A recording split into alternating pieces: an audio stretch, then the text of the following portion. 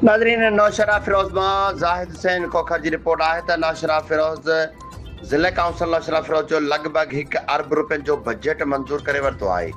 ज़िले काउंसिल जे अहम इजलास बजट में चेयरमैन सुहेल अख्तर अब्बासी जी सदारत हेठि थियो आहे। माली साल 2025-26 लाइ 99 करोड़ 82 लख खां वधीक बजट पेश करे मंज़ूर कयो वियो। इजलास में काउंसिल मेंबर, औरत मेंबरनि ऐं ऑफिसरनि बि वॾी तादाद में शिरकत कई। बजट मूजिब मुलाज़िम जी पघार में 22 करोड़, रिटायर्ड मुलाज़िमनि जी पेंशन लाइ 9 करोड़ खां वधीक रक़म रखी वई आहे। अवामी भलाई लाइ बि वॾा फंड मुख़्तस कया विया आहिनि। ग्रेजुएटी माली इमदादी लाइ 4 करोड़ 50 लख, गंदे पाणी जी नेकाली मच्छरमार मुहिम लाइ 4 करोड़ 50 लख, जॾहिं त कुदरती आफ़तनि खे मुंहुं ॾियण लाइ 50 लख रुपया रखिया विया। ख़ासि माण्हुनि लाइ 1 करोड़ रुपयनि मां सिलाई मशीनूं ॾिनियूं वेंदियूं।